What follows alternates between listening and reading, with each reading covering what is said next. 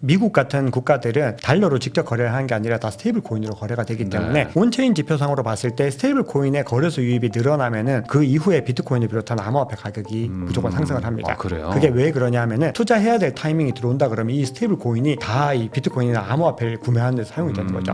검색량에서 뭔가 이 매수에 대한 어떤 검색들이 많거나 이렇게 되면은 가격이 귀신같이 안 오르다가 사람들이 이 시장 끝났다라는 검색들과 비관론들이 팽배하면은 또 귀신같이 올라가는 것들이 있기 때문에 가장 기본적으로는 심리 지표를 보는 것들이 중요합니다.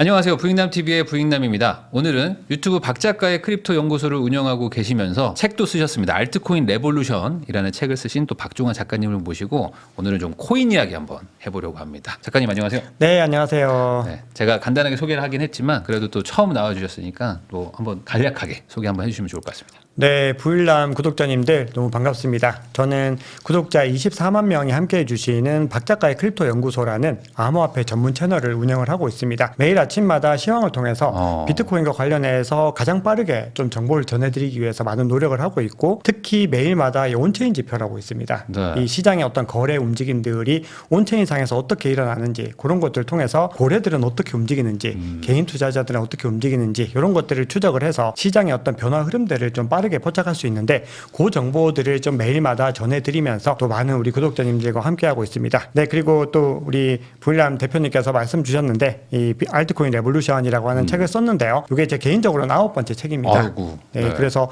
그동안에는 이 암호화폐 전반에 대한 책을 좀 집필을 했는데, 이번에는 알트코인에 한번 집중적으로 한번 연구를 해보자 라고 해서 내놓게 됐습니다. 이게 저희가 이제 부동산 얘기를 하는 채널이긴 한데, 이제 저도 개인적으로 저도 이제 코인 투자를 좀 해놔가지고 궁금하기도 하고, 또 이제 저랑 같이 또 사셨던 분들도 좀 있어요. 네. 시청자분들이. 그래가지고 또 어찌 보면 이제 꾸준히 저도 이제 물어보면서 저 스스로도 한번 좀 배우는 시간을 가지려고 이렇게 모셨습니다. 비트코인 정도만 사실 이 좀 받아들여지지, 부동산 투자하는 약간 전통적인 투자하시는 분들은 알트코인 뭐 이런 거 자체도 좀 너무 멀고, 사실 비트코인도 불안하고 맞습니다. 약간 이런 느낌이긴 하거든요. 네. 왜 그런지 생각해 보면 변동성이 너무 커요.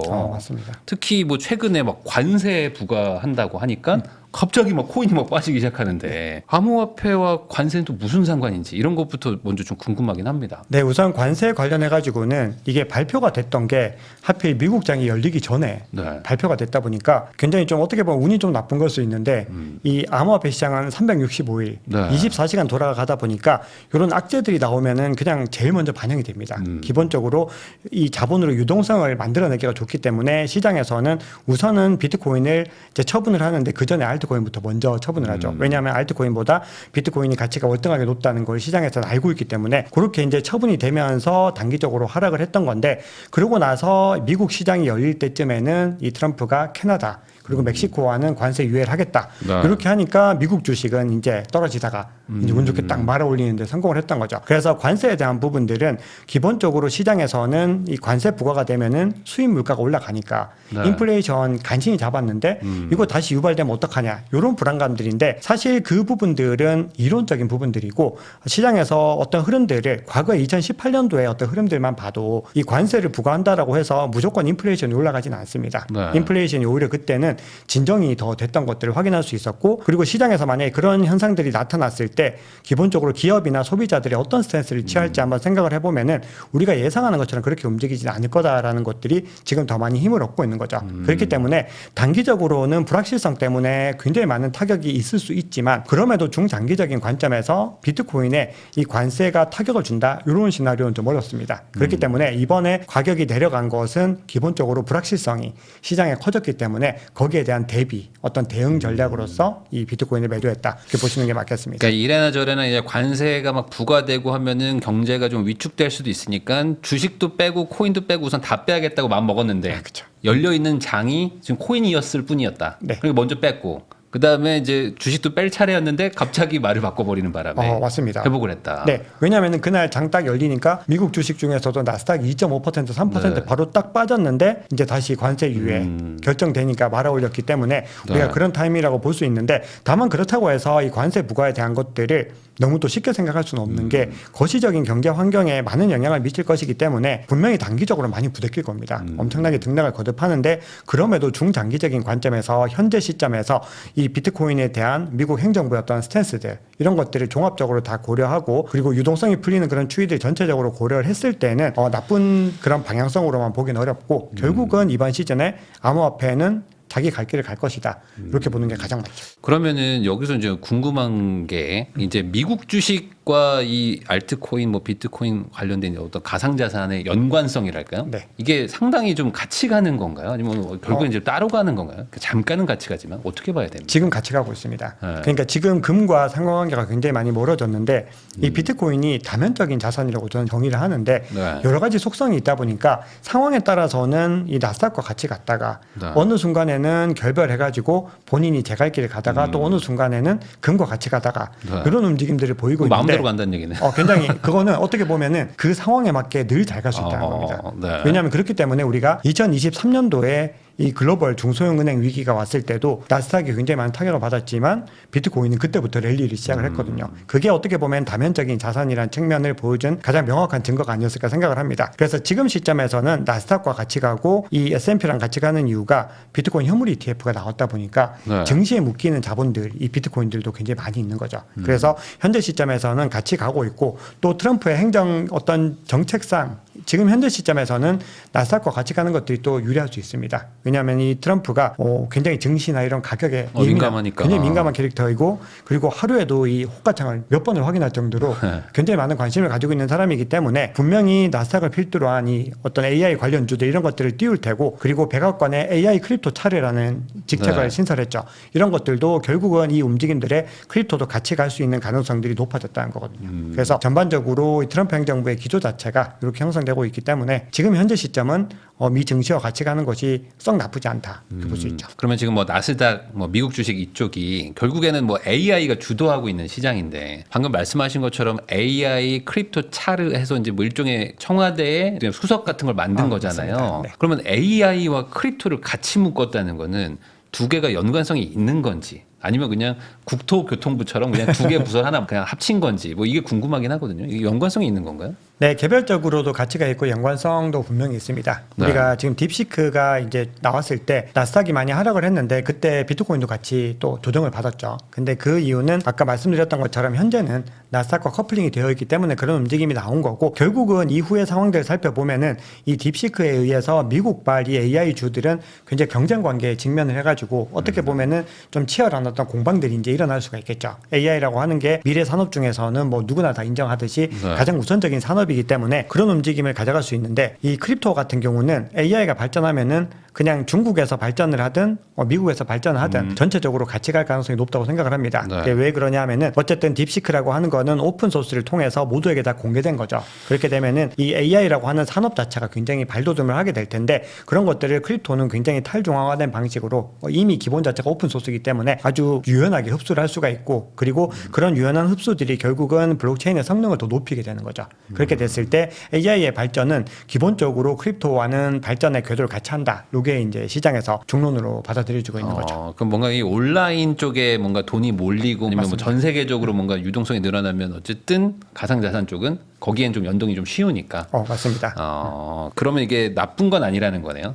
네. 궁극적으로는 분명히 좋은 방향으로 갈 거라고 생각을 하고, 특히나 이게 어떻게 보면 새로운 세상을 만드는 거죠. 어떻게 보면 새로운 세상에서 지금 이번에 크립토 차르로 임명된 사람이 이 페이팔 마피아 중에 한 명이었던 데이비 삭스라고 하는 인물인데, 계속해서 얘기하는 게 있습니다. 스테이블 코인을 뭔가 더 부양을 해야 된다, 이 네. 얘기를 하고 있는데, 그 얘기 자체가 이 스테이블 코인은 온체인에서 사용되는 달러인 거죠. 그러니까 지금까지 달러의 사용처 자체가 뭔가 이 오프라인에 계속 묶여 있었고, 이 페트로 달러라고 해서 원유에 묶여 있고, 네. 이런 구조였는데, 이 구조를 새롭게 만들어진 이 온체인 세상에서 대입을 한다는 거거든요. 그럼 온체인에서 스테이블 코인이 계속해서 증가한다는 것은 달러가 새롭게 사용될 수 있는, 그리고 달러가 새롭게 가치 저장될 수 있는 이 공간을 계속해서 더 만드는 거거든요.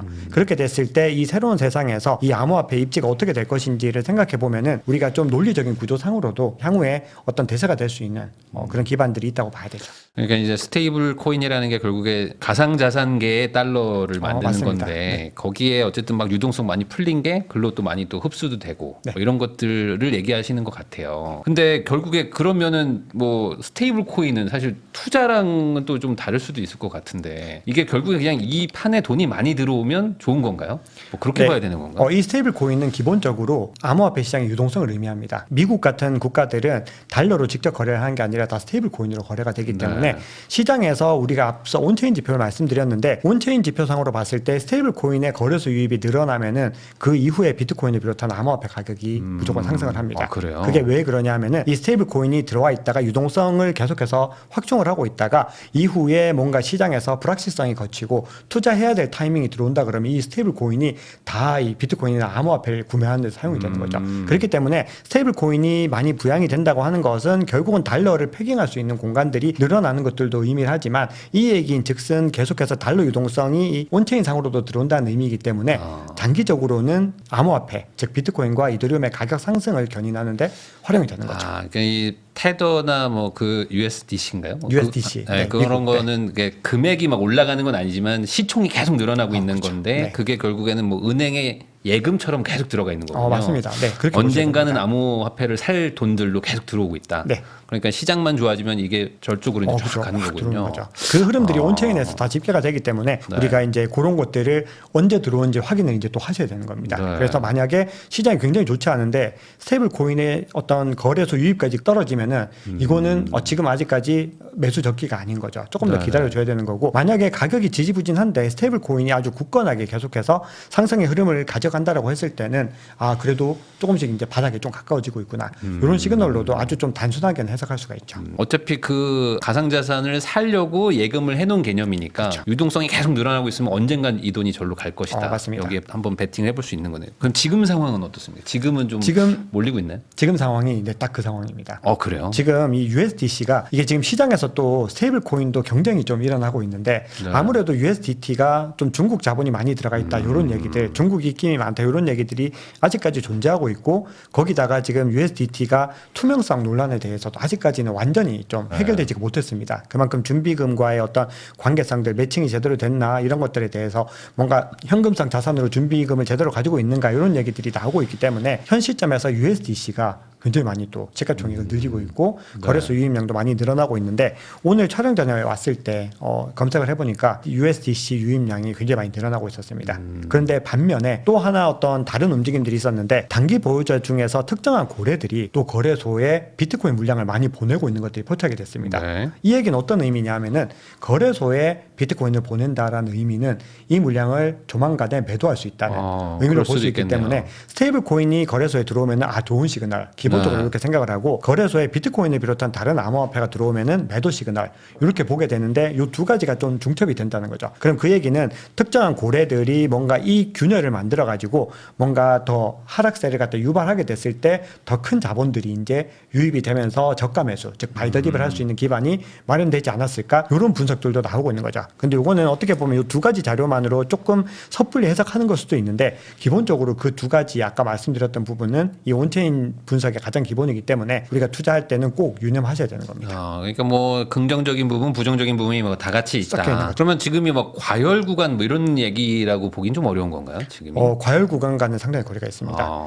그 과열 구간을 또 측정하는 지표들도 있는데 그거는 이제 단기 보유자들의 SOPR 지표라는 게 있습니다. 네. 이게 뭐냐면은 기본적으로 시장에서 원리를 보면은 시장이 뜨거울 때는 계속해서 이 천정부지로 가격이 오르다 보니까 더 매집을 하고 그리고 만약에 차익 실현을 하더라도 수익이 있는 상태에서 차익 실현을 하는 게 가장 기본적인 거죠. 그만큼 더 많이 높은 가격에서 차익 실현을 할수록 뭔가 시장이 뜨거워져 있는 건데 만약에 이 지표가 어떤 특정 기준을 하회했다라고 하면은 네. 단기 보유자들이 그냥 손실을 보고 물량을 던지는 겁니다. 네네. 도망을 치는 거죠. 네네네. 패닉 셀링을 네. 하는 건데 이 패닉 셀링 정도가 계속 깊어진다 그러면은 시장에서 뭔가 공포 시그널이 나오고 있구나. 네. 이렇게 해석을 해야 되는데 현재 시점은 오히려 후자에 조금 더 가깝습니다. 공포 시점일 때. 근데 완전히 저점까지는 아닌데 네. 공포에 오히려 가까운 구간에 있고 완전히 과열 구간은 우리가 작년에 트럼프 당선되고 한창 랠리할 때 네. 신고점 찍었을 때 보면은 굉장히 많이 높아져 있고 그리고 나머지 어떤 심리 지표들도 대부분 가즈아를 외치고 있는 네. 그 검색들이 나오는데 그럴 때가 이제 과열 시그널 명확하게 뜨는 거죠. 저는 그걸 가장 많이 참고하거든요. 뭐 인터넷 커뮤니티나 이런데 그 뭐 가상화폐 관련돼서 뭐 이렇게 얘기하시는 분들이 있더라고요.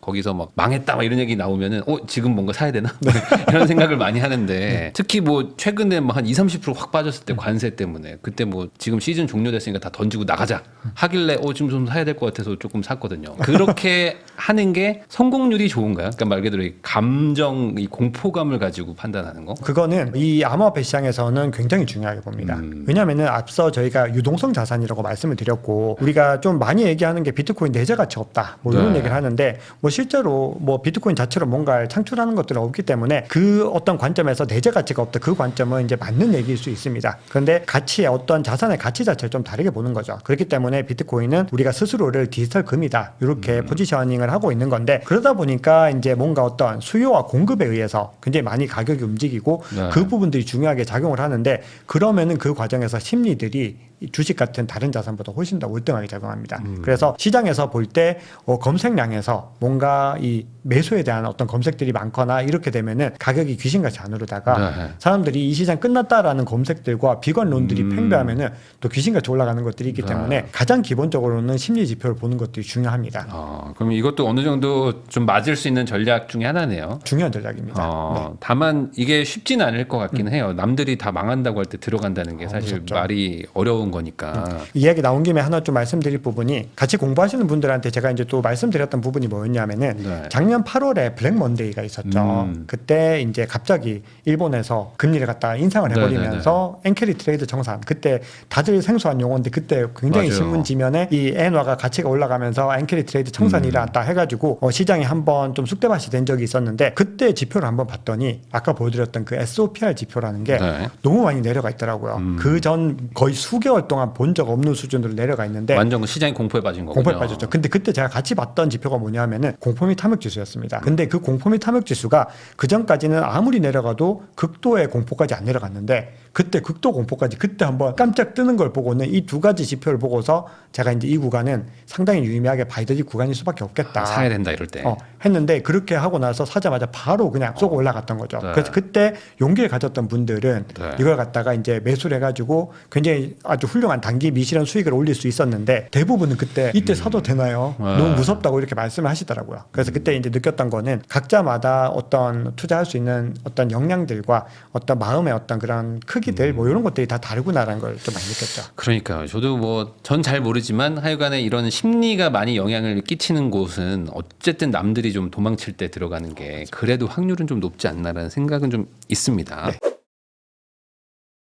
그러면은 지금 말씀해 주시는 거에서 결론을 좀 어느 정도 좀 도출해 보면은 비트코인은 이제 뭐 디지털 금 정도의 어떤 포지션을 지금 잡아가고 있는 것 같기는 합니다. 어떤 뭐 사용처가 있다기보다는 그냥 가치 저장 수단. 그래서 요거는 이제 거기까지는 저도 좀 이해는 되고 그래 뭐 이제 뭐 온라인에 있는 복제가 안 되는 금이구나. 뭐 보내기 편하고 하니까 뭐 전 세계 잘 쓰겠다 정도까지는 이해가 되는데 이 정도 가지고 뭐 앞으로 돈이 막 계속 더 들어간다라는 것까지는 좀 애매할 수도 있거든요. 이게 앞으로 미래는 어떻게 되는 거예요? 이 가상자산의 미래가 뭐가 가장 좀 잘 되면 여기까지 간다. 뭐 이런 게 있나요? 네, 일단 암호화폐의 미래는 지금 현재 미국 행정부의 결정들이 굉장히 중요합니다. 사실 이번 시즌이 대세 상승장 시즌이라고 우리가 사이클상으로는 그렇게 부르고 있습니다. 네. 4년 주기로 돌아오고 채굴의 관점에서 그거는 이제 만들어낸 겁니다. 채굴자의 수익이 절반으로 감소를 하는 그 구간들에서 우리가 그 부분들을 상쇄하기 위해서 결국은 가격이 말아올리면서 반등에 성공했던 부분들이 있는데 지금 시점은 사실 채굴에 대한 얘기들이 중요하지만 여전히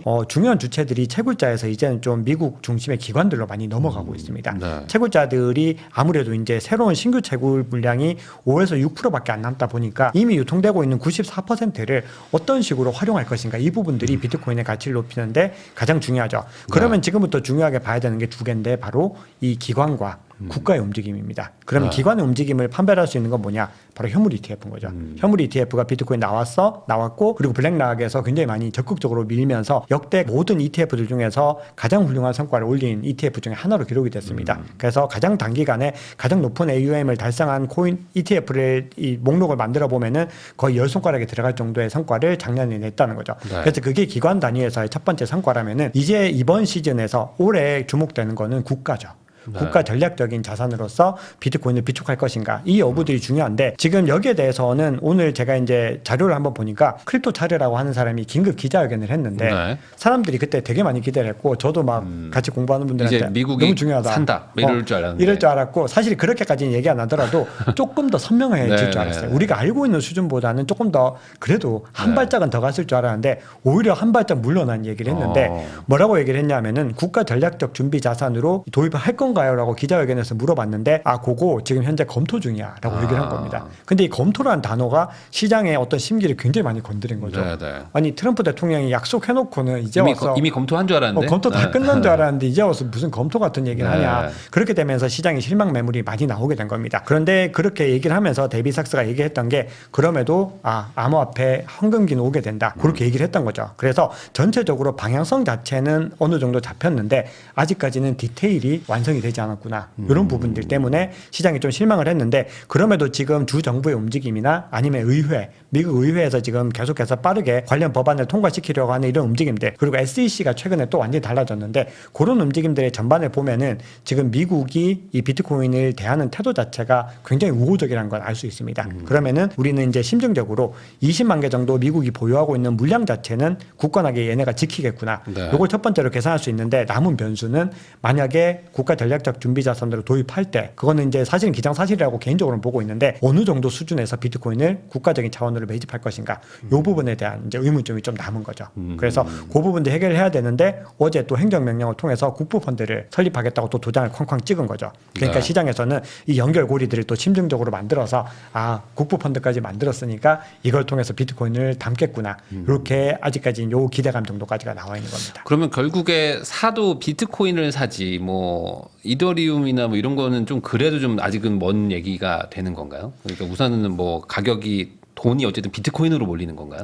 기본적으로는 비트코인이 될 가능성이 높은데 이게 두 가지 또 단서가 있는데 네. 크립토 차르가 계속 얘기를 하면서 비트코인이라고 안 하고 디지털 자산이라고 자꾸 얘기를 했습니다. 새로운 코인은 아니. 그러니까 새로운 코인일 수도 있고 네. 뭔가 다른 메이저 알트 코인일 수도 있다라는 시장의 기대감이 좀 나오게 되는 게 굳이 비트코인을 하겠다라고 하면 되는데 자꾸 디지털 자산 황금기 가져와를 자꾸 외치니까 시장에서는 뭔가 다른 알트코인도 가능성이 있지 않을까 그런 어떤 기대들이 나왔는데 사실 그 기대는 최근인데 이 리플 CEO가 트럼프 네. 대통령과 식사를 마치고 사진을 한 장 찍어서 올렸는데 거기에서 이제 이 두 사람이 엄지척을 올리면서 네. 굉장히 근사하고 훌륭한 식사를 했다라고 얘기를 했는데 거기서 이제 사람들은 이제 기대를 하는 거죠. 왜 리플이 어째서 트럼프 대통령과 식사를 한 거지? 그 부분들이 이제 얘기가 나왔는데 그때 식사 자리를 했던 다른 프로젝트도 두 개가 있는데 뭐냐면 바로 솔라나와 USDC입니다. 네. 그래서 지금 시장에서 기대하는 바는 전혀 확장과는 거리가 없습니다. 비트코인과 XRP, 이 리플과 솔라나 그리고 USDC가 국가 전략적인 준비 자산으로 가능하지 않을까 이런 기대감이 나오고 있죠. 저는 잘 모르니까 전제를 하고 말씀을 드려보면은 그 댓글로도 달리는데 그러니까 내가 만약에 미국 대통령이면 뭐하러 지금 다른 국가들도 많이 가지고 있는 저 비트코인에 굳이 내가 막 엄청난 돈을 들여가지고 저걸 보유를 해야 되냐. 다른 걸로도 충분히 같은 효과를 낼 수 있는 거 아니냐. 이런 댓글들도 좀 있고 사실 비트코인이 디지털 금이라는 거는 어찌됐든 간에 이렇게 쉽게 옮길 수 있다는 건데 네. 그러면 굳이 뭐 현물도 아닌데 사실 디지털 코드라면은 새로운 걸 만들거나 뭐 아니면 우리나라 미국 거를 가지고 키워주면 되는 거 아닌가? 이것도 좀 어떻게 봐야 되나요, 이거를?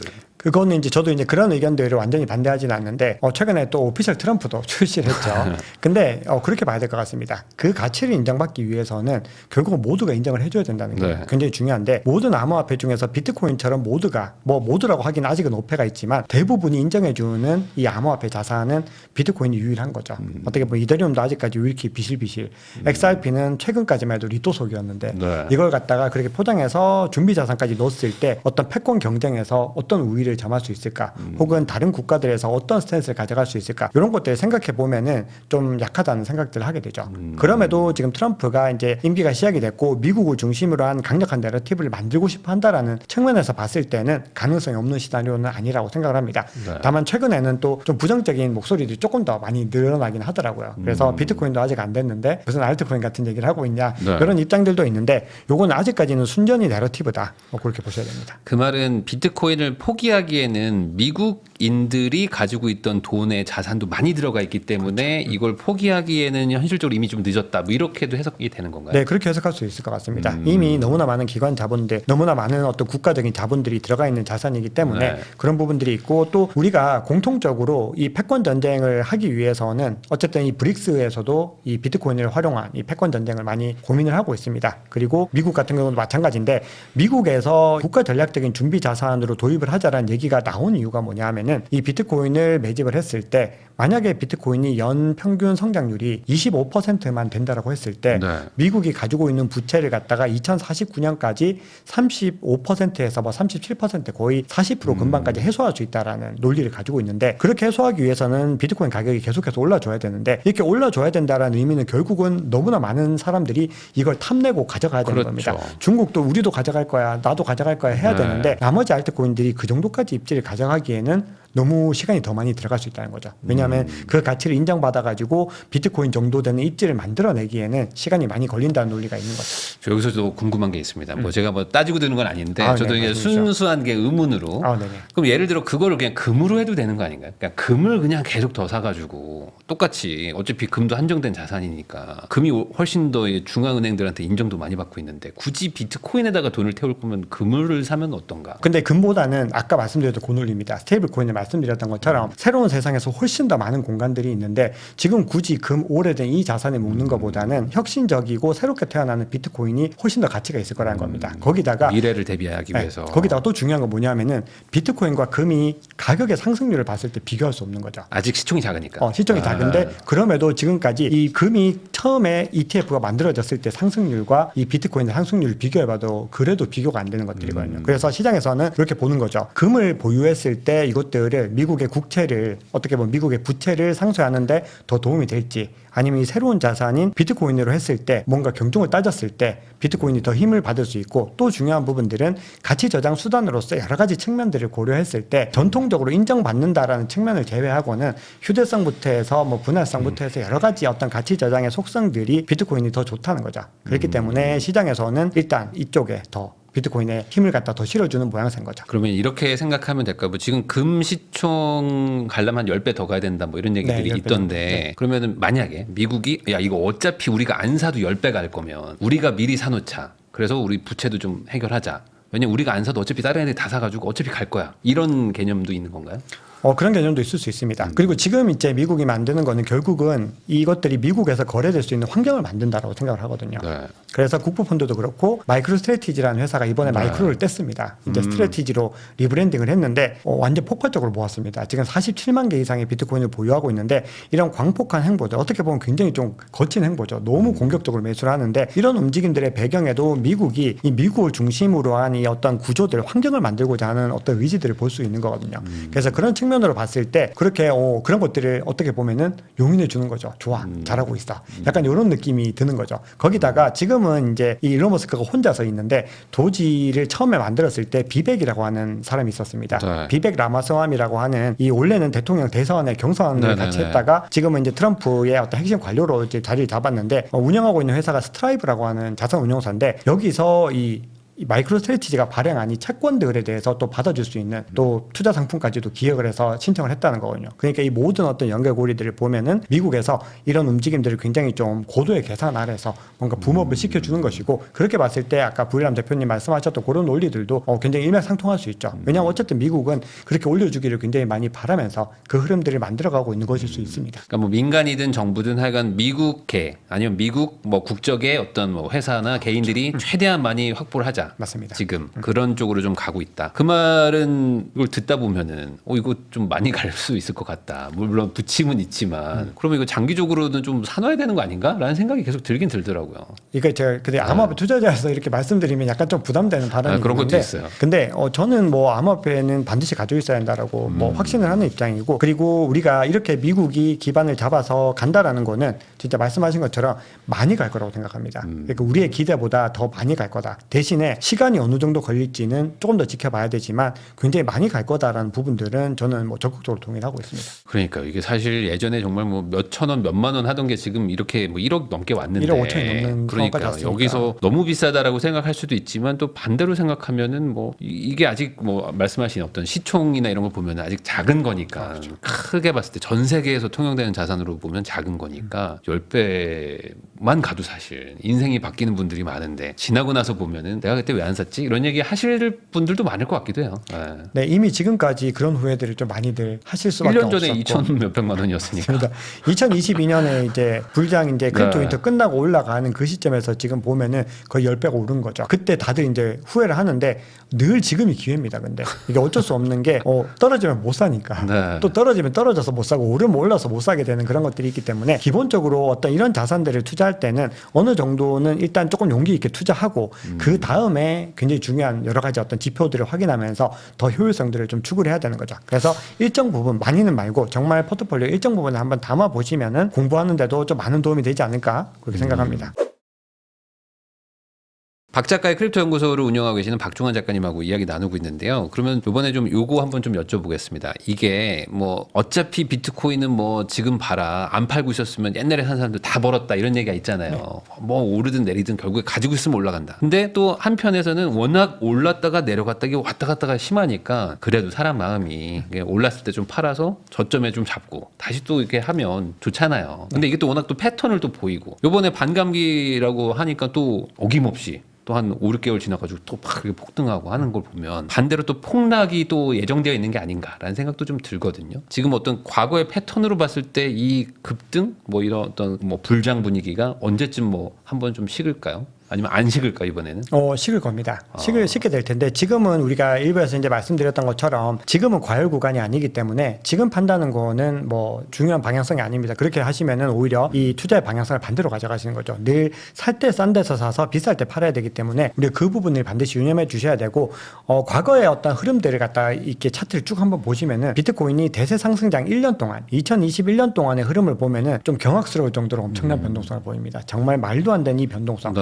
30%에서 50% 변동성이 2021년만 해도 거의 뭐 10번 나타나거든요. 네. 그 구간들을 이겨내는 것들이 굉장히 힘든데 그렇게 이겨낼 수 있는 방법들은 첫 번째는 욕심을 좀 내려놔야 됩니다. 왜냐하면 완전한 고점을 찾기는 어려운 거거든요. 그러면은 어느 정도의 고점을 어떻게 찾는지를 한번 살펴보면은 기본적으로 과열 시그널을 좀 보셔야 되는데 가장 중요하게 볼 수 있는 과열 시그널은 펀딩 레이트입니다. 네. 펀딩 레이트라고 하는 게 결국 선물 거래에서 롱과 숏 포지션이 어느 정도 비중으로 지금 되어 있는지를 갖다 보는 건데 롱에 완전 극단적으로 치중이 되면은 무조건 떨어지게 됩니다. 그게 왜 그러냐면은 그렇게 롱 포지션이 많이 밀집이 되면은 이 고래들이 너무 일부러. 좋은 먹잇감이 되는 거죠. 너무 신나는 거예요. 조금만 더 기다려줄게 하다가 어느 정도 딱 오면은 조금만 매도를 해도 그냥 이게 순식간에 와장창 부서져 버리거든요. 네. 그렇게 되면은 한번 무너졌을 때 그 다음에 어떤 패턴이 나오냐면은 개인 투자자들은 도대체 어떤 영문인지를 모르는 거죠. 그러다 보니까 시장이 큰일 날 줄 알고 그때부터 패닉 셀링이 엄청나게 들어가게 됩니다. 네. 그러면은 완전히 우리가 예측할 수 없는 영역까지 떨어지게 되는데 바로 그 지점입니다. 펀딩 레이트 히트맵에서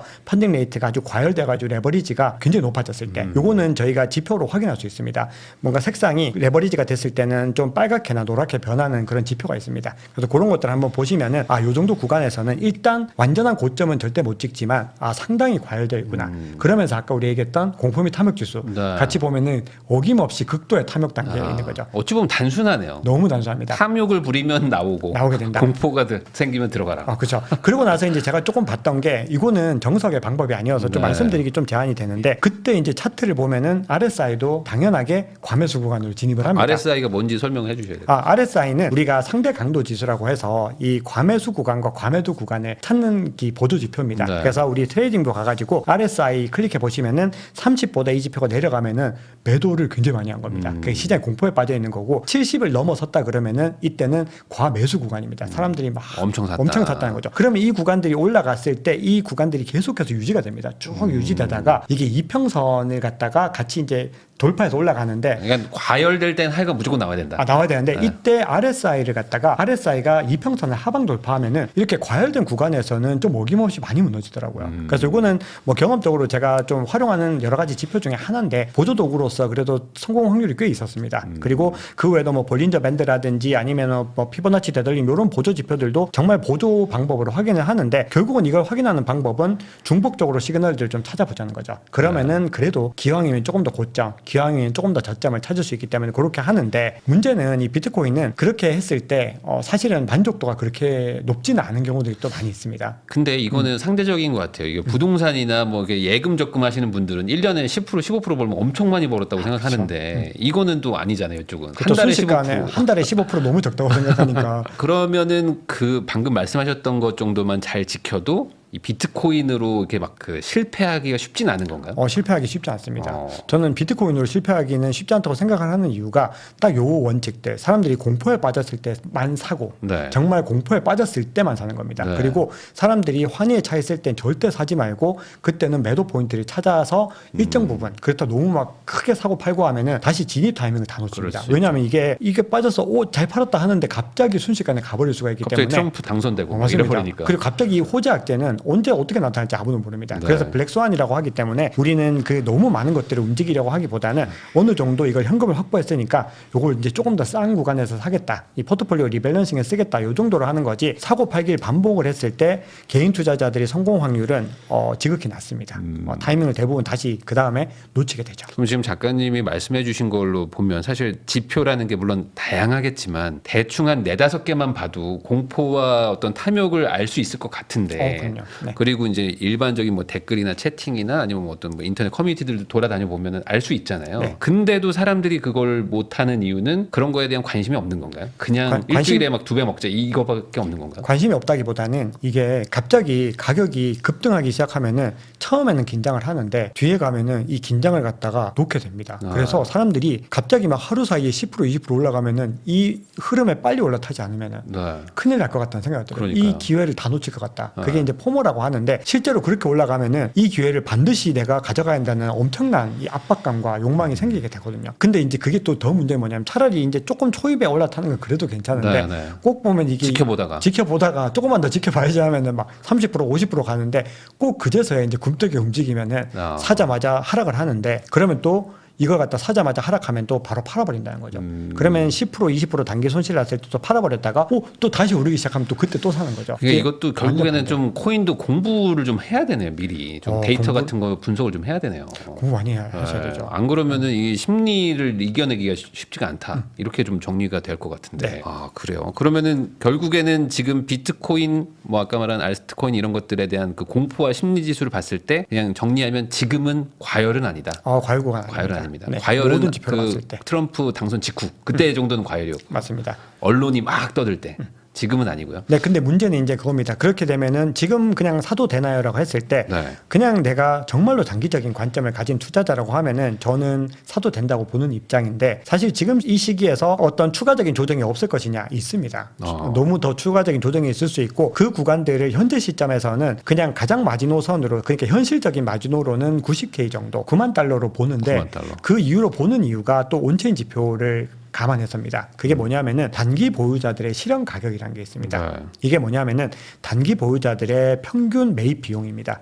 그러면은 상당수의 단기 보유자들이 90K에서 샀다라고 하면은 이 구간 밑으로 떨어지는 거를 참을 수가 없는 지지선. 거죠. 지지선으로 강력하게 작용을 하는데 만약에 이게 무너졌다 그러면은 다들 던지고 이제 도망을 가는 거죠. 그래서 이 구간을 지켜주느냐 지켜주지 못하느냐에 따라서 또 방향성이 갈릴 수 있기 때문에 우리는 지금 시기에서는 아직까지는 방향성이 완전히 결정되지 않았다 이렇게 보는 게 맞죠. 그렇군요. 그러면은 지금 뭐 중간 정도 어딘가쯤이라고 만약에 보면은 이제 아마 이 시청하시는 분들도 결국에 그래서 내가 뭐 지금이라도 코인을 사야 돼 아니면 뭐 있는 걸 팔아야 돼 이런 걸 고민을 제일 많이 하시니까 볼 텐데 지금 비트코인이 어느 정도 많이 올라왔지만 여기서 어쨌든 더 간다라고 보는 게 좀 대세인가요? 여기서 네. 아직은 이거 여기서 멈출 수 없다 정도인가요? 이제 시작이다 이건가요? 이제 시작입니다. 그런데 대세 8배 올랐는데. 대세 상승장이 이미 근데 한창 진행 중인 거 맞습니다. 네. 그러니까 우리가 여기서 이 구간에서 앞으로 뭐 5배, 10배를 바라고 투자하면은 사실은 좀 무리수가 있습니다. 네. 그러니까 우리가 어쨌든 단기 어떤 목표 수익률 요걸 네. 잡을 때는 최대한 보수적으로 잡는 게 그렇죠, 좋죠. 그렇죠. 그래서 지금 시점에서 현실적으로 갈 수 있는 것들은 아무런 어떤 시장에 동요 없이 그냥 평타를 친다라고 하면은 현재 시점에서 한 2배 많으면 한 2.5배 요 정도를 보는 게 사실은 현실적이고 이게 현실적이라는 것 자체가 비현실인 것 같아요. 아무래도 이제 부동산 투자와는 너무 많은 차이가 나고 부동산이 2배 오르면 나라가 뒤집힙니다. 그렇죠. 나라가 뒤집히죠. 네. 그것들을 좀 내려놔야 되는데 아무래도 그러다 보니까 부동산은 또 대신 안정적인데 네. 비트코인과 특히 워낙 왔다 갔다 알트코인은 하니까. 정말 하루에 30% 50%를 이제 익숙해지면 아무렇지도 않게 바라보게 돼버리니까 이게 또 하나의 위험입니다. 그렇게 네. 바라보면 안 되는데 사람들이 그게 둔화돼가지고 오래된 분들은 막 마이너스 80인데도 아무런 감정이 없다. 오르겠지 뭐. 오르겠지 뭐 이렇게 되면은 그것도 또 하나의 굉장히 위험한 투자이기 때문에 그런 식으로 전략을 가져가시면 좀 위험합니다. 그래서 알트코인은 아까 말씀드렸던 과열 시그널이 뜨면은 무조건 팔아야 됩니다. 알트코인은 파셔야 되고 비트코인만 그리고 비트코인을 제외하면은 메이저 알트코인 몇 개 정도만 예외인 거지 나머지 알트코인은 다 파셔야죠. 기본적으로. 그러니까 결국에는 뭐 알트코인은 잠깐 왔다 갔다 하는 거고 약간 코인 중에선 비트코인 위주로 좀 맞습니다. 가지고 가라. 이더리움은 어떻습니까? 이더리움에 대해서 온갖 욕밖에 없던데 다들. 이더리움 뭐 이건 이제 스테이블 코인이다 뭐 이런 얘기들 많던데요. 네, 지금 뭐 최근에 저는 되게 좀 웃겼던 게 네. 이제 조롱을 넘어서 조문이다 이렇게 얘기를 조문이다. 이제 사망했다 뭐 이렇게까지 네. 얘기를 하는데 우리가 여기서 또 좀 중요하게 봐야 되는 게 있는데 이 이더리움이 실제로 펀더멘탈이 좀 많이 안 좋아지긴 했습니다. 실제로 안 좋아졌고 이걸 어떤 걸 통해서 볼 수 있냐면은 솔라나와 예전에는 압도적인 점유율 차이들을 보이면서 모든 펀더멘탈 지표에서 솔라나는 내 근처에 오려면 아직 멀었다라는 유형을 좀 보여줬었죠. 그러니까 내가 2등이다. 내가 은이다. 내가 최소한. 은이다. 최소은이고 이 입지는 절대로 변하지 않을 것이다. 네, 이런 네. 관점들이 많았고 그리고 본인들이 스스로를 뭐라고 얘기하냐면은 울트라 사운드먼이라고 부릅니다. 울트라 사운드 이 얘기는 초건전 화폐. 그러니까 우리는 초디플레이션적인 자산이기 때문에 비트코인 못지않은 자산 가치를 지니고 있어라고 얘기를 하면서 그 근거로 들고 있는 것이 본인들이 이 하드포크 할 때 런던 하드포크 때 적용을 했던 소각 기능을 들면서 그렇게 얘기를 했습니다. 실제로 소각이 굉장히 많았기 때문에 디플레이션적인 자산으로 내려갔었죠. 그러면은 수량 제한이 있다라고 봐야 되나요? 무제한 발행인데 소각량이 더 많았던 거죠. 그런데 문제는 지금은 그렇지 않다는 거거든요. 네. 인플레이션적인 자산이 됐고 수요 대비로 공급이 더 많아져 버린 상황이기 때문에 네. 기본적으로 모든 지표들을 봤을 때 이더리움은 좀 흔들리고 있는데 여기서 더 중요한 부분들은 이 어떤 펀더멘탈의 하락을 해결할 수 있는 방법이 그냥 이대로 봤을 때는 방법이 마땅치가 않다는 겁니다. 네. 그게 왜 그러냐면은 이렇게 이더리움이 더 지지부진하게 바닥을 기고 있는 이유 중에서는 덴쿤 업그레이드라는 게 있는데 네. 이 덴쿤 업그레이드는 어떤 개념이냐? 덴쿤 업그레이드. 네, 덴쿤입니다. 네. 이게 어떤 개념이냐 하면은 이 이더리움이 너무 느리니까 네. 이더리움 옆에 레이어 2라는 걸 만들어 가지고 이 거래는 레이어 2에서 하고 결과만 좀 넣지 뭐 약간 이렇게 계산을 했는데 그러다 보니까 이 레이어 2에서의 어떤 호재들이 여기에 반영이 안 되는 구조가 만들어져 버렸습니다. 그래서 이 유동성이 생각보다 이동이 안 되다 보니까 네. 시장에서는 이 덴쿤 업그레이드는 실패한 업그레이드 이런 얘기들도 있고 뭔가 해결책을 만들어라 이렇게 얘기를 하는데 아직까지는 해결책이 완전히 강구가 되지 않은 거죠. 그런데 이번에 팩트라 업그레이드를 진행을 하는데 여기서 어떤 업그레이드를 통해서 좀 변화를 만들어낼지 첫 번째 이제 좀 보셔야 됩니다. 그리고 두 번째는 이더리움 현물 ETF가 최근에 블랙락이 굉장히 많이 담고 있거든요. 네. 근데 블랙락이 나서면 일단 뭔가 보증수표처럼 지금 작용을 하고 있는데 이더리움이 이제 곧 이 현물 ETF에 스테이킹을 넣을 것이다. 네. 이런 얘기가 나오는데 이 스테이킹이라는 건 뭐냐면은 이 예금 이자와 거의 비슷합니다. 예치라면 이자를 주는 건데 그냥 그런 어떤 대출 이자보다는 이더리움 같은 건 POS라고 해가지고 이 지분 증명이라는 걸 합니다. 그래서 네. 이걸 갖다 넣은 이 돈을 많이 넣은 이 자본을 넣은 사람들이 이 네트워크를 지켜주는 거죠. 일종의 채굴자들이 되는 겁니다. 그러니까 뭐 보증금 걸면 이제 알아서 이자를 조금씩 준다 맞습니다. 이런 그런 개념입니다. 개념입니다. 네. 그래서 그거를 갖다 하게 됐을 때 기관들이 훨씬 더 많이 수요를 하게 될 거라는 겁니다. 그러니까 일종의 배당주처럼 그렇죠. 그냥 배당과 가지고. 거의 비슷한 의미일 수도 네. 있고 무상증자 뭐 이런 것과도 비슷한 의미일 수 있기 때문에 물론 내가 돈을 일단 넣었지만 그럼에도 계속해서 또 보너스로 덤으로 챙겨주기 때문에 고객 기관들의 입장에서는 워낙 막대한 자본을 들이는 것이기 때문에 네. 아주 상당히 쏠쏠하다는 거죠. 그래서 시장에서는 그 두 가지를 가지고서 좀 시장에 좀 기대를 하고 있고, 마지막 하나는 지금 트럼프 일가들이 운영하는 월드 리버티 파이낸셜이라고 네. 하는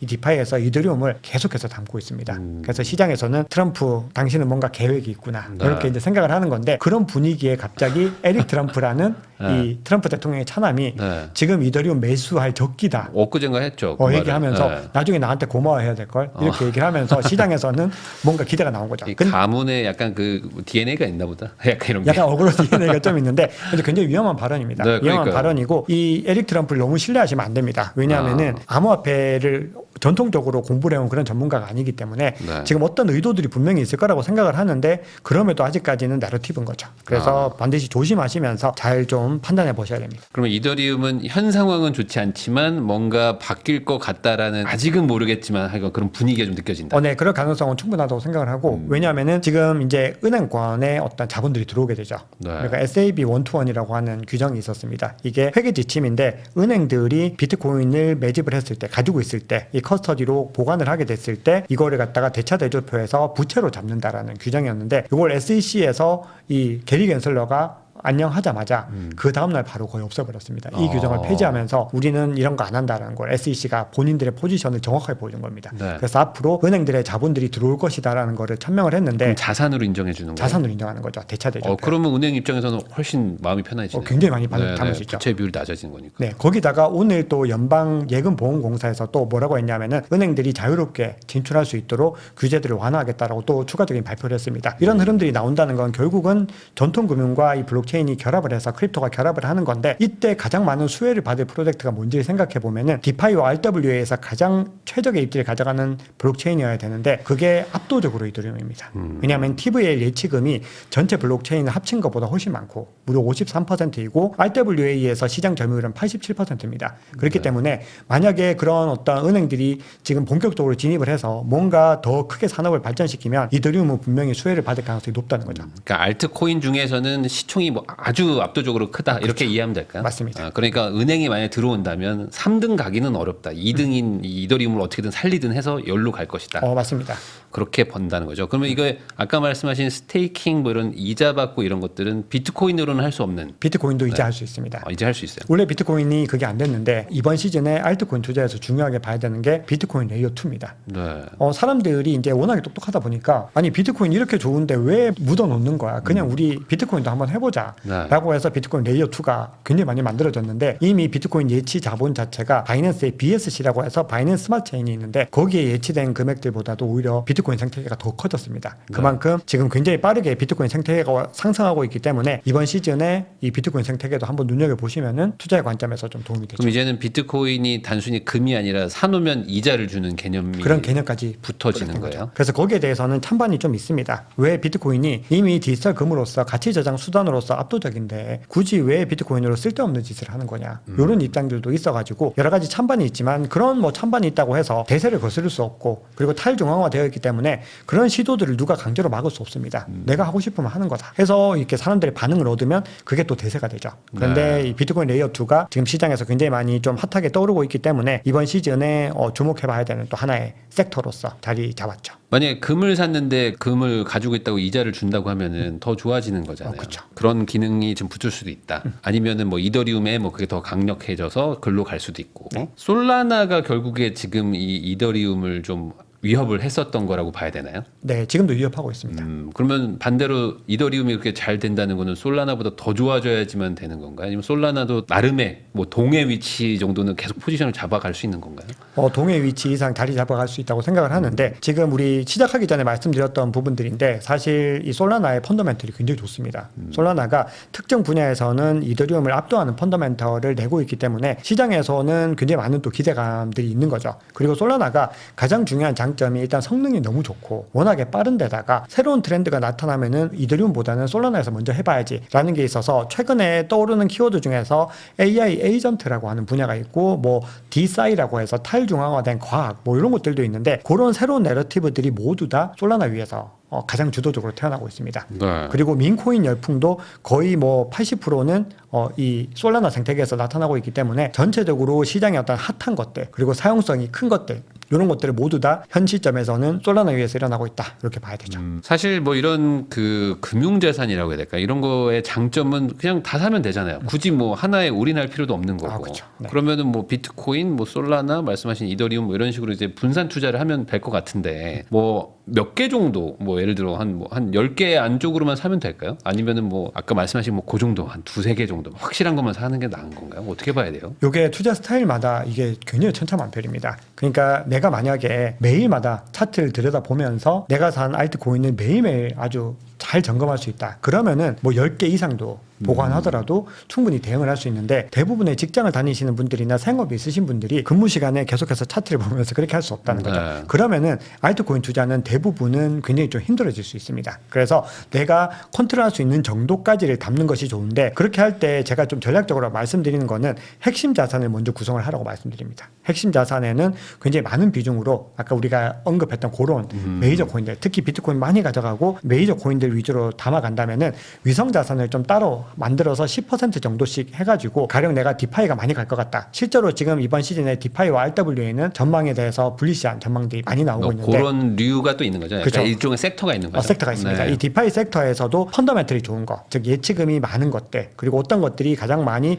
새로운 것들을 혁신을 하고 있는가 이런 것들을 가지고서 이 디파이에서도 뭐 한 두세 개 혹은 뭐 한 네다섯 개까지 이렇게 넣어주시고 AI도 또 핫하니까 꼭 갈 거니까 AI 섹터도 또 몇 개 정도 담아주는데 이 종목들도 투자 성향에 따라서 다 다릅니다. 예를 들어서 디파이를 내가 안정적으로 가겠다라고 하면은 이더리움 계열을 담으셔야 됩니다. 근데 내가 전투적인 어떤 스탠스를 가지고 있으면 솔라나 계열을 담으셔야 돼요. 그래서 둘의 수익률을 보면은 물론 이더리움 계열도 아주 잘 가긴 하는데 솔라나 계열이 상대적으로 더 잘 가는 거죠. 그래서 그런 차이들을 잘 고려해가지고 포트폴리오 전략을 아주 좀 다양하게 만들어 가시면 너무 좋죠. 이것도 애매하면 그냥 둘 다 사면 되겠네요. 반반.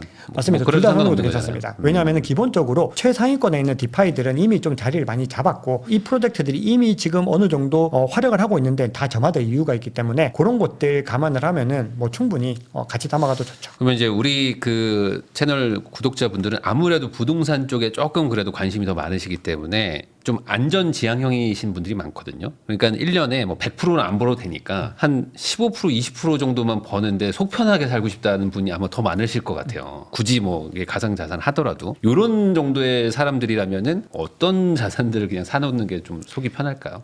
그거는 비트코인만으로도 월등하게 달성할 수 있기 때문에 만약에 15에서 지금 20%면은 지금 사도 월등하게 정말로 월등하게 달성할 겁니다. 그런데 만약에 내가 여기서 욕심이 조금 더 나서 조금만 더 그게 욕심을 문제인데. 내보자. 그거 굉장히 위험합니다, 사실은. 근데 그럼에도 이 비트코인만으로 조금 아쉬우니까 약간만 더 넣자고 하면은 비트코인과 이더리움과 솔라나 리플 정도를 조금씩 분배를 하시는데 대신에 비트코인 한 60, 70% 사시고 요걸 나머지 한 10% 정도를 하시거나 혹은 조금 더 공격적으로 가신다 그러면은 비트코인을 그래도 60% 이상 넣으시고 최소 넣으시고 나머지를 이더리움, 솔라나, 리플 정도로만 하셔도 되고 제가 개인적으로 좀 좋아하는 종목이긴 하지만 어쨌든 뭐 수위 같은 프로젝트들도 올해 뭔가 새로운 내러티브가 만들어지고 있으니까 또 뭐 소량 정도 넣으시면은 수익률이 또 더 배가가 될 수 있는 거니까 그렇게 구성하시면 좋을 것 같습니다. 그러니까 말씀하신 거는 결국에는 뭐 내 나름대로 이제 펀드 같이 만들어서 이제 비율을 딱 정해놓고 요거 뭐 제일 안전한 비트코인 뭐 한 60, 70 그다음에 뭐 아까 말씀하신 뭐 이더리움 뭐 한 10%뭐 이렇게 딱 쭉쭉쭉 하고 한 2, 3% 정도만 좀 공격적으로 뭐 또 하고 이런 식으로 이제 나름의 결정을 하라는 거죠. 네. 그게 만약에 귀찮거나 어려우시면 그냥 비트코인만 사놔도 맞습니다. 나쁘진 않을 것이다.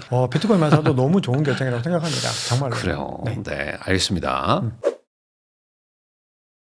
박종환 작가님하고 같이 이제 코인 이야기 하고 있는데 사실 뭐 저도 이걸 잘 몰라가지고 듣다 보면 참 재밌고 그리고 이제 더 좋은 거는 여기는 뭐 세금도 없고 뭐 아무 어떤 관리 포인트가 없으니까 이제 마음만 단단하게 내가 믿고 딱 가면은 또 수익률을 또 크게 볼 수도 있다고 하니까 참 매력적인 것 같기도 합니다. 물론 그만큼 위험하기도 하지만 근데 이번에 또 책도 쓰셨지만 알트코인 레볼루션이라고 하셨잖아요. 이게 보니까 이제 이 가상자산 투자하시는 분들이 올해 알트코인이 뭐 엄청 갈 거다라는 얘기를 공통적으로 다들 하세요. 뭐 그 이유가 뭡니까? 네, 알트코인이 갈 거라고 생각을 하는 이유는 기본적으로 과거 1, 2, 3차 대세 상승장에서 그런 움직임을 보여줬기 때문입니다. 네. 사실은 사이클에 굉장히 많이 입각을 하고 있고 우리가 그 당시에 한번 봤을 때 이 흐름들이 비트코인 도미넌스가 무너지는 그 순간부터 알트코인이 랠리를 시작을 했는데 도미넌스라는 게 이제 비중인가요? 아 맞습니다. 제가 이거 좀 설명을 네. 몇 가지 좀 드려야 되는데 비트코인 도미넌스라는 거는 전체 암호화폐 시장에서 비트코인이 차지하고 있는 점유율입니다. 그러니까 시총, 시가총액 비율이죠. 그런데 지금 현 시점에서는 60% 내외 60에서 왔다 갔다 하고 있는데 최근에 이 트럼프 관세 때문에 굉장히 많이 시장이 무너졌을 때 이 도미넌스가 몇 프로까지 올라갔냐면 64%를 넘었습니다.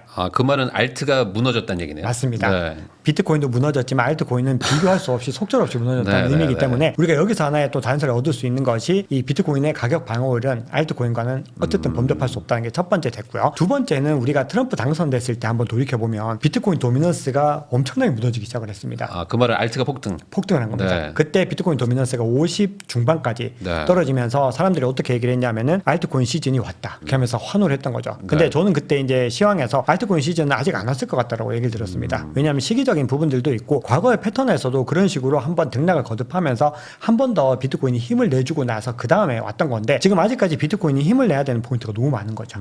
그렇기 때문에 이 너무 섣불리 뭔가 비트코인 도미넌스가 무너졌다라고 해서 알트코인 가자를 외치기보다는 시장의 상황들을 조금 더 깊이 있게 들여다보셔야 됩니다. 그런데 그럼에도 불구하고요. 지금 시즌부터는 만약에 비트코인 도미넌스가 유의미하게 무너지면은 알트코인으로 자본이 좀 몰려갈 가능성은 좀 더 많이 커진 것은 맞습니다. 그 말은 비트코인도 오르지만 알트가 더 빨리 올라간다는 얘기인가요? 맞습니다. 그게 되게 중요합니다. 만약에 비트코인이 안 오르는데 네. 안 오르는데 그렇게 됐을 때는 굉장히 위험합니다. 적어도 비트코인이 횡보까지는 해줘야 되는데 만약에 비트코인이 한창 알트코인이 오르는데 떨어지면은 이제 알트코인도 준비를 해야 되는 겁니다. 네. 이제 곧 거의 뭐 몇 주 안에 몇 주 아니고 한 1, 2주 안에도 반응이 올 수 있기 때문에 우리는 그때가 일반적으로는 대세 하락장의 시그널로 보죠.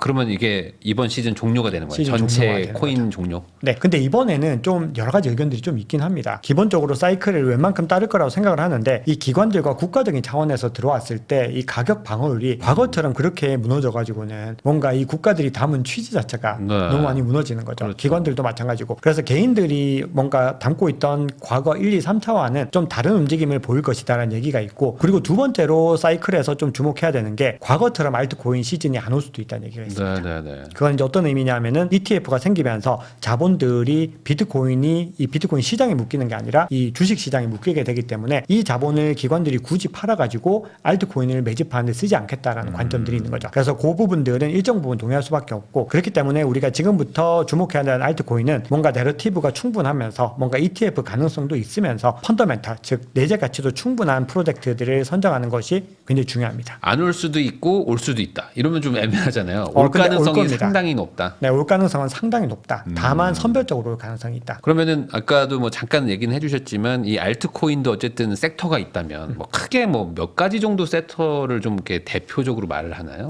대표적으로 현재 시점에서 이 미국 내러티브가 강해지고 현재 전체적인 이 빅테크를 비롯한 산업의 구조로 봤을 때는 이번 시즌에 주목해야 되는 섹터는 크게 두 가지 정도로 보통 두 가지. 봅니다. 첫 번째는 디파이와 RWA인데 네. 이 디파이가 뭔지는 이제 많이 들어보셨을 텐데요. 탈중앙화된 금융입니다. 네. 즉 금융 서비스를 이 온체인 상에 있는 이 서비스를 이용을 하는 겁니다. 그래서 신분에 대한 어떤 검증도 없고 그냥 모두가 자유롭게 활용할 수 있는 이 디파이 서비스를 쓸 수 있는 게 첫 번째. 이게 바로 하나의 섹터고요. 저는 그 디파이가 그냥 돈 맡겨놓고 이자 받는 거로 생각하는 건데 그게 맞는 건가? 아니면 그거보다 훨씬 더 대단한 뭔가? 그거보다 여러 가지가 있는데 그 말씀도 맞습니다. 실질적으로 이걸 맡겨놓고 대출을 받기도 하고 또 다르게 활용이 계속해서 되는데 기본적으로는 그 개념이 맞는 거죠. 근데 이 프로토콜에서 각자마다 본인들의 토큰을 출시를 했는데 이 토큰이 이 대출을 하게 되면 이자로도 주어지고 여러 가지 용도로 사용이 되죠. 그럼 이 토큰이 많이 사용되면은 자연스럽게 가격이 올라가는 거죠. 그래서 이 디파이 토큰도 중요한 투자 대상이 됩니다. 네. 그래서 지금 현재 시점에서는 이더리움 계열의 뭐 에이브라든지 에이브. 네, 에이브 AAV인데요. 이런 프로젝트들이 이더리움을 대표하는 탈중앙화 대출 플랫폼입니다. 네. 그럼 이런 프로젝트들이 지금 현재 이 트럼프 일가도 계속해서 담고 있기 때문에 중요하게 볼 필요가 있고 그리고 이제 솔라나에서는 뭐 주피터 이런 프로젝트들도 있는데 요건 제가 예를 들어서 말씀드리는 겁니다. 네. 다양한 이 프로젝트들이 여러 가지로 본인들의 토큰의 가치를 늘리고 있다. 요게 첫 번째 중요한 포인트가 됩니다. 네. 그리고 RWA는 리얼 월드 에셋이라고 해서 실물 자산입니다. 그러니까 가령 부동산 부동산 너무 좋은 데인데 부동산이 건물이 너무 비싸니까 이걸 다 쪼개가지고 하나하나 다 이걸 갖다가 온체인에서 거래할 수 있도록 만들어준다라고 하는 개념들인데 부동산뿐만이 아니라 이 세상에 존재하는 모든 가치 있는 물건들 미술품부터 해서 뭐 모든 것들 다 올려보겠다 이런 취지를 가지고 있는데 이게 아직까지는 거의 걸음마 단계입니다. 실제로 뭐 그렇게 유용성을 많이 확보하지 못했는데 여기에 대해서 이 블랙락 같은 회사들 주요 이 월가의 대표적인 금융권이 기관들이 가장 많이 관심을 가지고 있습니다. 그러다 보니까 향후에 이 온체인이 발전해서 블록체인 산업이 성장하게 됐을 때 궁극적으로 어떤 것들을 했을 때 가장 가치가 있을까 생각을 해보니까 이 세상의 모든 가치들을 다 올리는 것이다. 이런 결론이 나오면서 RWA가 주목받고 있죠. 그래서 대표적으로 혹시 온도 파이낸스 이런 프로젝트 들어보셨나요? 이런 프로젝트들이 지금 많이 회자가 되고 있죠. 그리고 이제 세 번째로 들 수 있는 것은 사실은 이제 조금 지엽적이고 마이너한데 민코인도 들어갈 수 있고 그리고 게임에 대한 부분들도 있고 그리고 NFT 같은 것들도 다 별도의 섹터로서 분류가 됩니다. 그리고 그 외에도 뭐 여러 가지 아주 세부적으로 따지면은 레이어 2라든지 레이어 2에서 또 일어나는 새로운 또 내러티브들이 있고 그리고 또 탈중앙화 과학이나 뭐 탈중앙화 뭐 어떤 그런 여러 가지 것들이 수도 없이 나오기 때문에 실제로 이걸 정렬해서 세부적으로 쪼개면 수십 가지가 됩니다. 그래서 그걸 다 하시기엔 너무 복잡하니까 딱 그냥 메인으로 우리 브이람 채널 구독자님들은 딱 메인으로 몇 가져가시면 개 정도만 딱 찝는다면 아까 말한 대로 디파이 쪽에서 한두 개, 그다음에 이제 RWA에서 한두 개, 그리고 AI에서도 한두 개. AI 쪽에서는 그러면 어떤 코인이 그래도 좀 그 뭐 대세 정도라는 거 해야 될까요? AI 쪽에서는 사실 디파이보다는 펀더멘탈 검증이 조금 안 되긴 하는데 이쪽은. 왜냐면 아직까지는 AI가 뭔가 이게 왜 AI지? 약간 이런 의문점들이 많이 나오는 프로젝트들이 있습니다. 그런데 굳이 이걸 좀 어떤 명분을 만들어 보자면 뭔가 가치가 있어야 되는데 그 중에서 가장 큰 가치를 확보한 게 GPU 공유입니다. 즉 이 GPU가 엔비디아 GPU 너무 비싸니까 우리 GPU를 싸게 살 수 있게 한번 탈중앙화 방식으로 해보자라고 하는 프로젝트들이 현재 가장 대세인데 거기서 대표적인 게 뭐 렌더 같은 프로젝트 있습니다. 그런 프로젝트가 현재 AI에서는 조금 대장주에 가깝게 지금 취급을 받고 있고 또 니어 프로토콜이라고 들어보셨나요? 네, 니어 프로토콜이 원래 레이어 1이라고 해서 플랫폼입니다. 메인넷인데 AI를 갖다가 새로 탑재를 하면서 뭔가 새로운 내러티브를 만들었죠. 그래서 AI에서 굳이 뽑자면은 그런 정도를 가져가시면 되는데 뭐 내용 좀 설명 좀 약간 좀 어려운가요? 어떠세요? 아니 어차피 이제 많이 와버렸어요. 이미 부동산 쪽에서는 많이 와버렸기 때문에 그냥 그 이름 정도만 알아도 사실은 이것만 해도 이거부터 한번 공부해보자라는 건 정도 되니까 그냥 크게 봤을 때 AI 쪽은 이제 렌더랑 니어 프로토콜 그리고 아까 말한 RWA 그리고 이제 디파이 쪽에서 해서 한 대여섯 개 정도 지금 말씀해주신 것 같아요. 그럼 이것들은 근데 상당히 위험한 투자처라고 봐야 되는 거죠. 이 변동폭은 상당히 위험한데 알트코인 중에서는 덜 위험하다 이렇게 봐야 됩니다. 그러니까 나머지는 더 심각하다. 나머지는 거의 뭐 상상을 초월합니다. 그냥 뭐 조금 지나면 막 상폐돼 있고 막 이러더라고요. 이게 상폐가 이제 해킹에 의해서 상폐들도 있고 갑자기 뭐 유의 종목도 막 지정되고 이렇게 되는데 갑자기 또 이 낙업 해제 기간이 도래해가지고 막 갑자기 50% 60% 하락하기도 하고 막 그런 여러 가지 것들이 있는데 여기서 갑자기 이제 또 불남 대표님 얘기하다 보니까 하나 힌트 좋은 또 팁이 떠올랐는데 그레이스케일이라는 회사가 있습니다. 그레이스케일 이 회사가 다른 VC 같은 이 벤처 캐피털과 다르게 뭔가 좀 검증된 프로젝트들을 포트폴리오에 많이 담고 있습니다. 그래서 그레이스케일의 홈페이지 가시면은 포트폴리오를 명확하게 볼 수 있는데 본인들의 신탁, 트러스트 상품들도 있지만 그 외에도 또 여러 가지로 AI 펀드가 있고 디파이 펀드가 있고 그리고 스마트 컨트랙트 플랫폼 펀드도 있습니다. 그래서 이런 것들 다 들어가 보시면은 종목들이 있는데 다 대부분이 안정적인 좋은 종목들입니다. 그러니까 나름 그래도 가치 투자를 하는 그런 집단이네요. 맞습니다. 그레이스케일이 가장 그래도 지금 이 시장에 있는 기관들 중에서는 가장 가치 투자에 가깝다 그렇게 저는 생각을 합니다. 지금 말씀드렸던 거에 재산의 막 반을 넣고 이러면 절대 안 되는 거죠. 이건 절대 안 됩니다. 정말 낮은 수준. 웬만하면 비트코인 정도만 하시고 근데 하더라도 이더리움 아까 리플 솔라나 정도 고기 정도가 거의 나머지 후보군이고 지금 말한 거는 정말 소액으로. 맞습니다. 뭐 1%에서 정말 많아도 5% 내외 아무리 많아도입니다. 이거는 근데 이제 본인의 믿음에 따라 좀 다른 게 본인들이 공부가 잘 돼 있고 이 프로젝트에 대해서 확신이 있고 그리고 시장의 어떤 차트적인 대응들, 온체인적인 대응을 할 수 있으면은 선택지가 달라질 수 있는데 내가 만약에 너무 막 과도하게 빠르게 움직이는 이 템포가 빠른 투자가 부담스럽고 그리고 이 프로젝트에 대해서 검증하는 것들이 어렵다라고 하는데 굳이 무리하게 그렇게 위험한 프로젝트를 네, 할 네. 이유는 없는 거죠. 그럼 방금 말씀하셨던 한 대여섯 개 정도의 이 프로젝트들의 어떤 기대 수익은 보통 뭐 어느 정도를 보고 들어가는 겁니까? 뭐 이 정도로 위험하다면은 뭐 두세 배로는 아닐 거 아니에요. 네, 두세 배보다는 훨씬 더 위라고 봐야죠. 그래요. 기본적으로. 된다면 막 진짜 5배, 10배 정도는 보고 사는 거기 때문에 그만큼 위험하다는 거죠. 맞습니다. 그래서 제가 그 앞서 수위에 대해서 간단하게 말씀드렸는데 요거는 제 개인적인 의견이 아니기 때문에 소개해 드릴 수가 있습니다. 네네. 이 수위라고 하는 프로젝트가 이 무브먼트라고 하는 언어 기반입니다. 근데 최근에 이 트럼프 일가가 운영하고 있는 월드 리버티 파이낸셜이 무브먼트 코인을 담았습니다. 네. 그래서 시장에서는 뭔가 무브먼트 기반으로 한 또 이 레이어 1, 이 플랫폼들의 어떤 또 활약들이 있지 않을까 또 이런 또 시장에 뇌피셜들이 또 생기기도 했는데 기본적으로 수위와 앱토스가 좀 대표적인 종목인데 이 두 개 프로젝트를 가지고 바네크에서 어느 정도 가격이 오를까 요걸 분석을 본인들 나름의 시뮬레이션을 돌려서 해봤는데 요건 참고만 하셔야 됩니다. 현재 수위가 3.2달러인데 네. 올해 말까지 16달러까지 갈 것이다라고 얘기를 한 겁니다. 그럼 그 얘기는 5배가 간다는 얘기고 네. 그렇게 기관에서 얘기를 한 거는 뭔가 나름의 근거는 있을 텐데 이건 아주 뭔가 어떻게 보면은 뭔가 순탄하게 갔을 때 그러니까 뭔가 심한 굴곡이 없을 때 얘기하는 것이기 때문에 요거를 너무 고지고대로 듣기보다는 좀 무조건 보수적으로 받아들여야 됩니다. 그러니까요. 그래서 5배가 아니라 그거에서 한 1, 2배는 더 낮춰서 환산을 해야 되는 거죠. 세네 배. 보수적이 세네 배. 굉장히 어렵습니다, 이거. 아니 근데 보수적이 세네 배라고 하면은 사실 여기에 막 올인하고 싶어지는 게 사람의 또 마음이잖아요. 맞습니다. 왜냐면 이게 절대 안 내 되죠. 인생에 한 번 올까 말까 하는 기회 같기도 하고. 근데 그렇게 다들 하지만 이게 실패하고 손해보는 이유는 변동폭이 너무 커서 못 버틴다는 거죠. 맞습니다. 실제로 채널도 운영하시니까 다들 이런 막 3배, 5배, 10배 얘기를 하면은 이제 막 뭐 5천, 뭐 1억 막 이렇게 넣었다가 막 무너지는 그 케이스의 공통점이 뭔가요? 뭐 대부분 뭐 못 버텨요. 이게 사람이 마이너스 한 60% 찍히면. 기본적으로 남의 얘기를 듣고 투자를 했기 때문에 네, 네. 이 코인에 대한 믿음이 없습니다. 사실 코인에 대해서 아는 건 이름밖에 없는 거잖아요. 이름밖에 없고 사실 이거 저 이름도 잘못 알고 있는 이름도 경우까지 있을 잘못 정도로 하시고. 스펠링 그 티커 번호도 잘못 알고 있는 경우까지 있을 정도로 수인데 다른 거 사고 막. 예를 들어서 톤코인이라고 이건 특정 코인을 언급하긴 그런데 옛날에 톤코인과 토카막이라고 하는 프로젝트가 둘 다 업비트에 있었는데 네. 요 두 가지를 또 막 헷갈리기도 하고 그러니까 이 이름이 좀 비슷하게 되면은 이게 좀 그건 이제 충분히 근데 오해할 수 있는 소지도 있긴 했는데 네. 그럼에도 시장에서는 그런 것들에 대해서 좀 덜 고민하고 덜 공부하고 투자하는 그냥 것이 막 사시는 있다 보니까. 분들도 많으니까. 맞습니다. 그래서 굉장히 조심해야 됩니다. 그러면은 그 너무 이렇게 준비가 안 된 상태에서 들어왔다가 올라도 문제고 내려도 문제일 것 같거든요. 맞습니다. 만약에 진짜 이 말 듣고 샀는데 다음 달 정도에 막 갑자기 막 1.5배, 2배가 돼버리면 막 거기다가 이제 불타기를 또 막 하시는 분들도 있을 거 아닙니까? 그럼 어떻게 해야 돼요? 이 코인들은 그냥 딱 그냥 뭐 500, 100만 원 막 이렇게 딱 투자하고 절대 이거는 그냥 불타기 하지 않는다 이렇게 마음을 먹어야 될까요?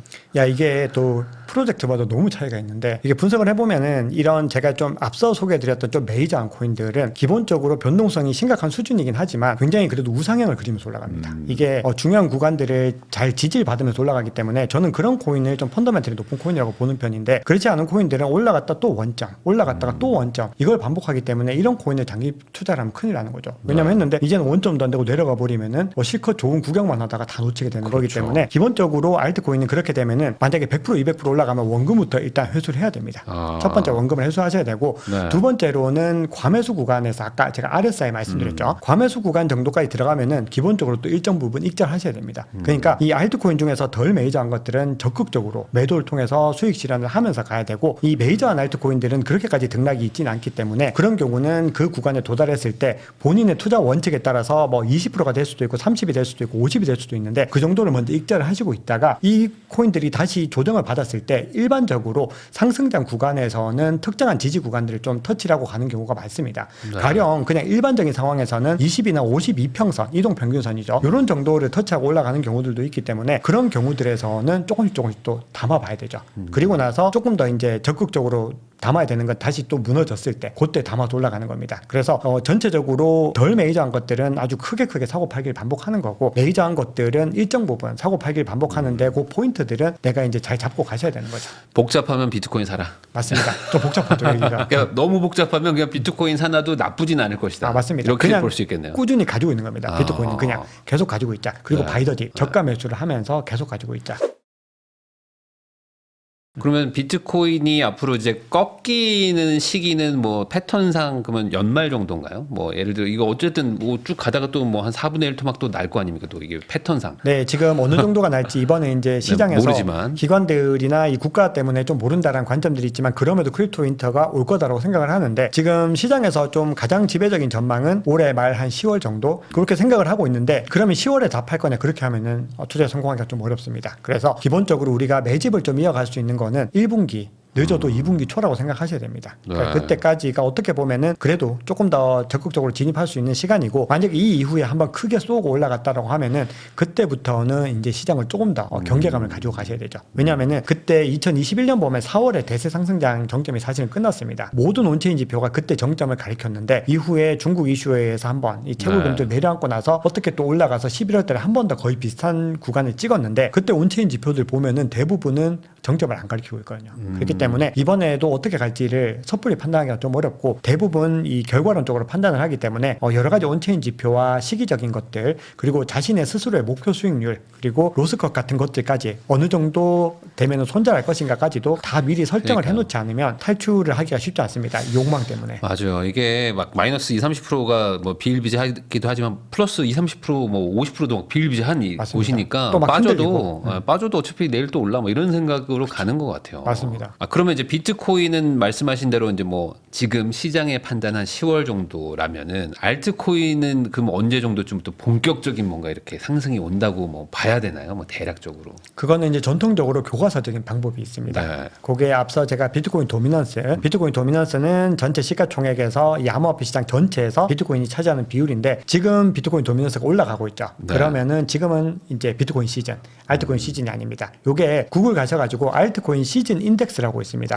요걸 한번 쳐보시면은 비트코인 시즌에 가까운지 알트코인 시즌에 가까운지 또 정량화를 해둔 게 있는데 네. 찾아보시면 대략 45 내외인데 이게 25 미만을 비트코인 시즌이라고 보기 때문에 현재 알트코인보다는 비트코인 시즌에 가깝습니다. 근데 딱 중간 정도에서 왔다 갔다 이런 단계인데 비트코인 도미넌스가 쫙 올라가다가 갑자기 비트코인 가격은 계속 올라가는데 도미넌스가 무너지기 시작하면 알트가 폭등하기 그렇죠. 시작하는. 이때 알트가 폭등하는 게 요때를 이제 시작점으로 봅니다. 이미 알트코인 시즌이. 폭등했는데 그때가 시작점이에요? 맞습니다. 폭등하기 전에 사는 게 아니고? 그 매집은 이제 그 전에 사야 되는 거죠. 아. 그러니까 어떻게 보면은 지금 시기가 알트코인을 사기에는 나쁘지 않은 시기인 겁니다. 그래서 그렇게 사야 되는데 왜냐면은 이미 그런 시기가 오면은 알트코인이 상당히 올라와 있는 거죠. 그러면 네. 우리는 여기서 판단해야 됩니다. 지금 사게 됐을 때는 여전히 단기 미실현 손실이 있기 때문에 멘탈을 흔드는 요인들이 많이 그러겠죠. 있는데 대신에 그때 샀을 때보다는 상대적으로 조금 더 저렴하게 살 수 있다. 이게 첫 번째인데 만약에 내가 그런 단기 미실현 손실을 도저히 감당이 안 되니 나는 그냥 안전하게 가고 싶다. 그러면은 이제 비트코인 도미넌스 무너지는 그 구간들에서부터 알트코인을 담았을 때 이제 어느 정도 횡보를 갈 수 있는 거죠. 그런데 이 구간이 생각보다 그렇게 길지 않을 수가 있다는 거죠. 네. 길게야 뭐 한 달, 뭐 2달 안에 끝낼 수도 있고 어느 정도 갈지를 알 수 없기 때문에 그때 이제 담아서 그 초기에 담으면은 계속해서 불타기를 하시면 이제 안 되는 겁니다. 그러니까 이제 보내주고 내가 미리 담아놓고 보내주고 그 다음에 앞서 말씀드렸던 과열 구간들이 오면은 그때 매도를 해야 되는 거죠. 근데 대부분의 사람들이 이 구간에 안 사고 중간쯤 어디 사서 불타다가 그냥 불타다가 계속 단가만 높아지고 그래서 그분들이 공통적으로 하는 얘기가 아니 가격이 이렇게 올라서 다 돈 벌었다는데 왜 나만 돈 못 벌었어라고 얘기를 하는데 바로 그 이유인 겁니다. 그러니까 처음엔 정찰병 보냈다가 이제 본진 보내다가 무너지는. 맞습니다. 그 말은 거꾸로 얘기하면은 지금 이렇게 알트코인이 좀 이렇게 안 좋을 때 그럴 때 이제 좀 적립식 개념으로 뭐 매주 아니면 매달 이렇게 꾸준히 사는 것도 나쁘진 않겠네요. 그건 이제 메이저 알트코인만. 메이저만. 그리고 지금 시기가 좀 맞아서 그렇고 사실은 그 전 구간들 뭐 2023년이나 2022년 요럴 때 물론 이제 그때 샀으면 굉장히 좋습니다. 수익률 자체가 워낙 올랐는데 그때 이 분할 매수로 알트코인을 샀을 때는 이 마음의 어떤 충격들이 또 굉장히 많을 수 있습니다. 그렇기 때문에 지금 시점이 이제 됐으니까 알트코인에 대해서는 메이저 알트코인에 대해서는 그렇게 가는 거 좋은데 민코인이나 이런 건 절대 안 되죠. 네. 민코인 같은 경우는 마이너스 70, 80이 예산일이기 때문에 그거는 거의 뭐 한 번 오르면 그냥 바로 팔아야 된다. 가능하면 민코인은 그냥 안 보는 것도 너무 나쁘진 좋습니다. 않을 것 같아요. 그걸로 인생 바꾸려다가 또 안 좋게 될 수도 있으니까. 맞습니다. 결국에 이제 사실 안전한 투자라는 개념에서는 조금 거리가 있긴 하지만 또 반대로 얘기하면 소액 투자로 또 이만한 어떤 기대치를 볼 수 있는 투자처도 마땅치 않은 것 같기도 한 게 바로 이 알트코인인 것 같습니다. 그래서 이제 알트코인 레볼루션이라는 책도 쓰셨는데 올해가 어쨌든 알트코인의 해라는 게 뭐 이제 연말이 되면 이제 어떤 분들은 맞았네, 내가 살 걸 이런 생각을 또 하실 수도 있잖아요. 네. 그러니까 또 공부는 한번 해볼 필요는 있을 맞습니다. 것 같고 아까 말씀하신 것처럼 좀 일부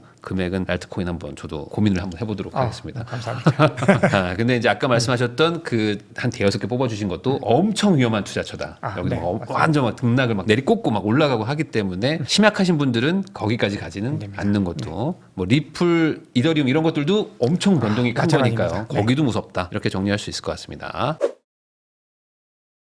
지금까지 코인 투자자로 활동하고 계시는 이제 박종환 작가님과 이제 올해 코인 시장 그리고 이제 알트코인이 올해 이제 대세가 될 거라는데 어떤 코인이 좋을지 한번 이야기 나눠봤습니다. 시청하신 분들도 이제 이런 것들 참고하셔가지고 본인 투자에 판단 좀 하시면 좋을 것 같습니다. 네, 시청해주셔서 감사드리고요. 저도 작가님하고 인사 나누도록 하겠습니다. 오늘 나와주셔서 감사드립니다. 네, 감사합니다.